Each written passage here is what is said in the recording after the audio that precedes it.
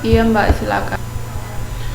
Bukti fisiknya bisa berupa alur layanan kesehatan.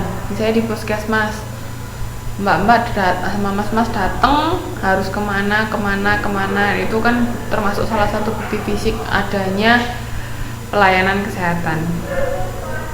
Terus misalnya ada resep atau apa, itu bukti fisik. Jadi di jasa walaupun jasa itu intangible tapi tetap ada beberapa bukti fisik ya, gedung bisa.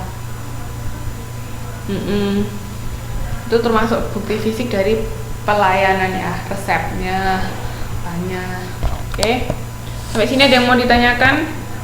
Kalau nggak ada, kita masuk ke strategi harga. Gimana caranya bisa kita memberi harga pada barang kita. Harga itu biaya, nilai, sama kompetisi. Jadi ketika kita mau ngasih harga, biasanya kan dihitung biayanya, biaya kita membuat suatu produk. Itu kan kalau produk nyata, produk barang, biaya berapa aja biaya yang dibutuhkan. Kayak belajar akuntansi kemarin, masih ingat kan, ada bahan material, terus ada tenaga kerja pegawai, ada overhead, itu kan dihitung biaya berapa, terus ketemunya berapa, baru bisa ketemu harga pokok untuk dijual kan. Itu makanya sebelum kita menentukan harga itu kita harus berpikir tentang biaya, nilai itu maksudnya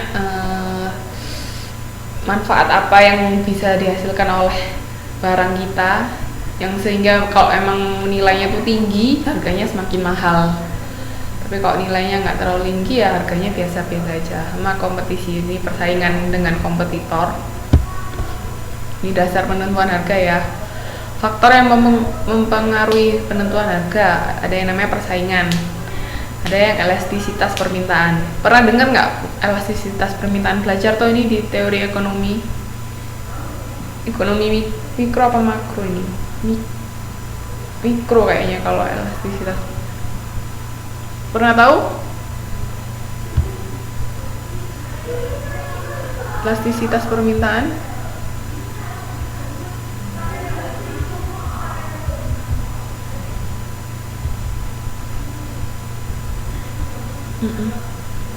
Elastisitas permintaan pernah tahu toh? Jadi hukum permintaan itu kan berbanding terbalik. Semakin banyak permintaan berarti apa? Ini lihat nih, ini kurva permintaan, ini berbanding terbalik.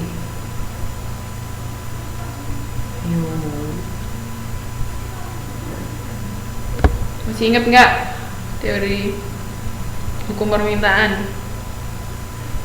Kalau penawaran kan berbanding lurus, semakin banyak harga yang dijual,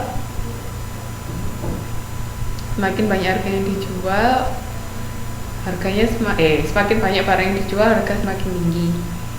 Nah, kalau permintaan gimana? Permintaan dari masyarakat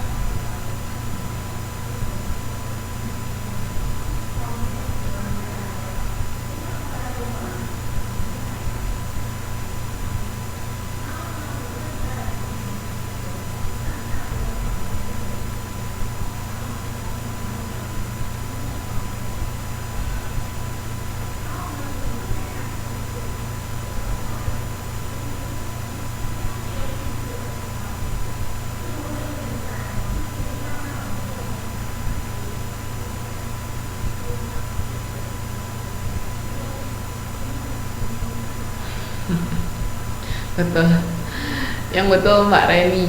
Jadi hukum permintaan itu berbanding terbalik. Ketika harganya tuh tinggi, ketika harga tinggi permintaannya tuh semakin turun, tapi ketika harga turun permintaan itu banyak. Nah, nanti ketika permintaan sudah banyak biasanya harganya dinaikkan lagi. Jadi begitu harga naik biasanya permintaan menurun lagi. Jadi hukum permintaan itu berbanding terbalik. Ketika harga itu mahal, permintaan itu biasanya sedikit. Tapi ketika harga murah, permintaan tuh banyak terus gitu aja, jadi fluktuatif ya permintaan sama harga itu. Ingat ini loh, kurvanya itu kurva terbalik kan, ini dari kiri atas ke kanan bawah ini kurva terbalik, itu berarti hukumnya berbanding terbalik. Sedangkan kalau penawaran kurvanya tuh naik, jadi semakin banyak barang yang dijual, harganya semakin tinggi. Halo, oke, itu hukum permintaan.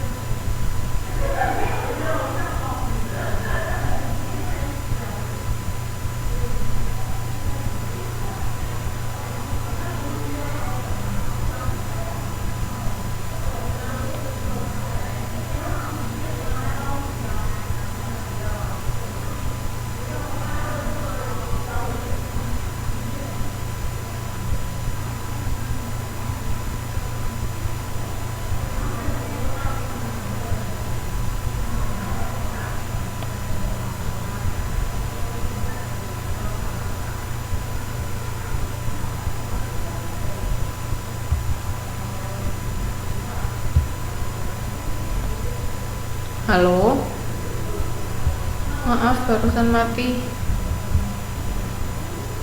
Halo, dengar suara saya?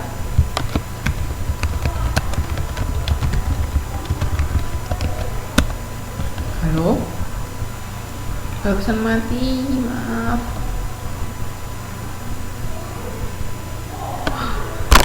Ini koneksinya di sini yang error. Terus ketika saya lanjutkan ya. Terus ketika kita menentukan harga itu juga struktur biaya ini tadi, fixed cost sama variable cost, masih ingat kan? Fixed cost itu berapapun barang yang kita hasilkan, harganya tetap segitu. Tapi variable cost itu berubah seiring dengan berubahnya jumlah barang yang kita hasilkan. Nah ini banyak banget strategi sama taktik penentuan harga. Ini nanti dibaca sendiri aja ya. Soalnya banyak banget di buku itu, ada lebih dari 15 kalau nggak salah.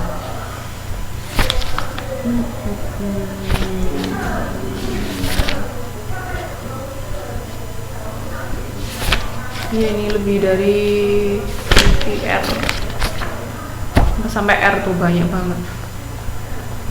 Itu macam-macamnya nanti dibaca sendiri, jadi penentuan harga.